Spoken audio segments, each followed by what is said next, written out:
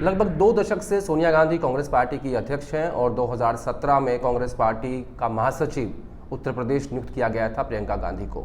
ये कहा जाता है राजनीति में कि जिसको केंद्र में सत्ता चाहिए उसका रास्ता उत्तर प्रदेश से होके आता है और शायद इसीलिए प्रधानमंत्री मोदी ने 2014 में बनारस से चुनाव लड़ा। पिछले 6 साल से बीजेपी सत्ता में है। आज हम बात करेंगे कांग्रेस की पूर्व सांसद अनु टंडन के बारे में और ऐसी कई महिला नेत्री जिन्होंने हाल के दिनों में कांग्रेस पार्टी को अलविदा कह दिया।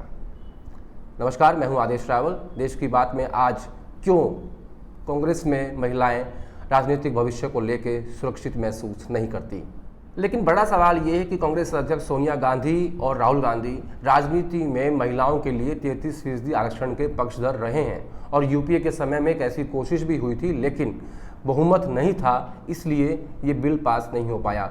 पिछले इन 6 सालों में कई बार सोनिया गांधी ने प्रधानमंत्री मोदी को पत्र लिखकर कहा कि आप सदन में महिला आरक्षण का बिल लेके आइए, हम यानी कांग्रेस पार्टी इसका समर्थन करेंगे। तो ऐसे में तो महिलाओं की सबसे पसंदीदा पार्टी कांग्रेस होनी चाहिए थी, लेकिन यहाँ तो हर रोज़ इस्तीफे हो रहे हैं। आज हम आपको 3 उदाहरण के जरिए बताएंगे कि इसके पीछे की वजह क्या है। सबसे पहले बात करते हैं कांग्रेस की पूर्व सांसद अनु टंडन की। अनु टंडन उत्तर प्रदेश से उन्नाव से सांसद रहीं। कल उन्होंने कांग्रेस पार्टी से इस्तीफा दे दिया। उन्होंने अपने पत्र में लिखा कि मैंने प्रियंका गांधी से इस बारे में, इन समस्याओं के बारे में कई बार बातचीत करने की कोशिश की, लेकिन कोई समाधान नहीं निकला। हालांकि उन्होंने अपने इस्तीफे के पत्र में ये कहा है कि मैं सोनिया गांधी और राहुल गांधी का धन्यवाद करती हूँ, लेकिन प्रदेश कांग्रेस कमेटी यानी उत्तर प्रदेश कांग्रेस कमेटी के ऊपर उन्होंने सवाल खड़े किए और कहा कि इस कमेटी के जरिए हमारे संगठन को तबाह करने की कोशिश हो रही है। दरअसल जब आप राजनीति में होते हो तो आपके ऊपर जिम्मेदारियां होती हैं, लोग आपसे सवाल पूछते हैं, लोग आपसे कुछ चाहते हैं कि आप उनके काम करें, लेकिन अगर अपने क्षेत्र में आप एक जिला अध्यक्ष भी अपनी मर्जी से नियुक्त नहीं कर सकते तो ऐसे में आपकी राजनीति पर सवाल उठने लगते हैं और शायद यही वजह रही कि अनु टंडन ने कांग्रेस पार्टी को छोड़ दिया। दूसरा नाम है कांग्रेस पार्टी की प्रवक्ता रही खुशबू सुंदर का।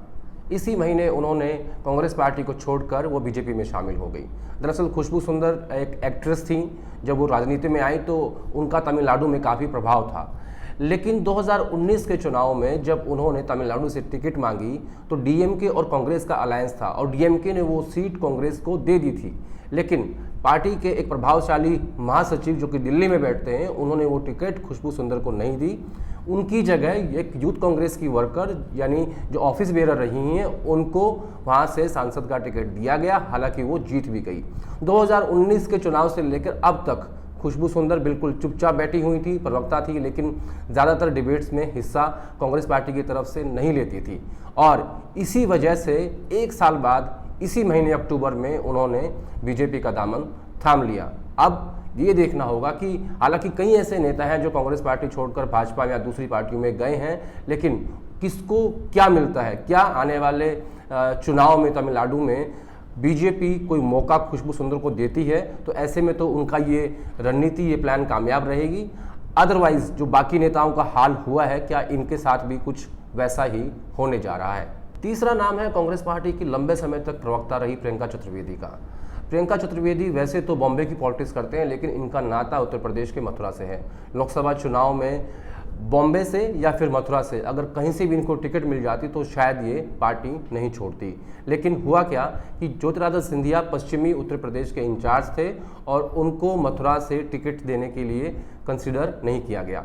इसके साथ ही मुंबई में क्या हुआ, मुंबई के बड़े नेता थे गुरदास कामत।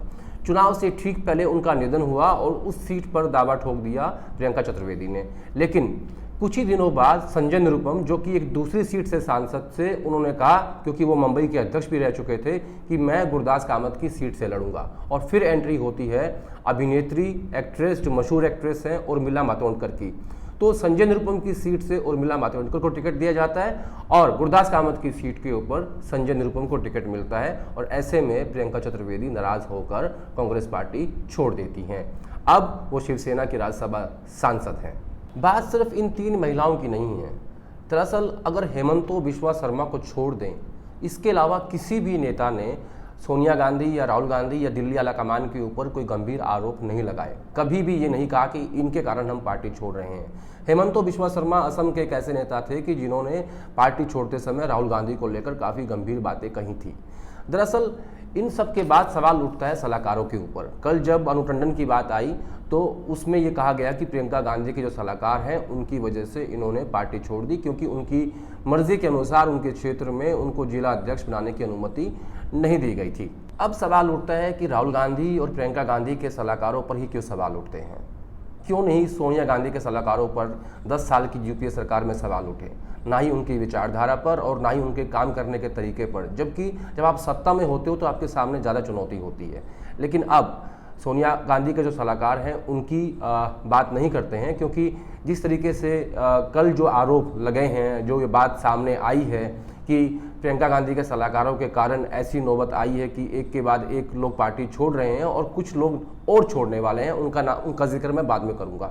हो सकता है राहुल गांधी या प्रियंका गांधी के सलाहकार ज़्यादा पढ़े लिखे हों, देश और विदेश के बारे में ज़्यादा जानते हों, ज़्यादा काबिल हों, लेकिन सलाहकारों का काम होता है कि वो नेता और कार्यकर्ता के बीच में एक कोऑर्डिनेशन बनाएं। और इन सलाहकारों के सामने फिलहाल सबसे बड़ी चुनौती यही है कि ये कैसे नेता और कार्यकर्ता को जोड़ने का काम करते हैं। बहरहाल इन सब के बीच में खबर ये भी आ रही है कि अनु टंडन के इस्तीफे के बाद उत्तर प्रदेश कांग्रेस से कुछ और ब्राह्मण नेता हैं जो पार्टी छोड़ सकते हैं।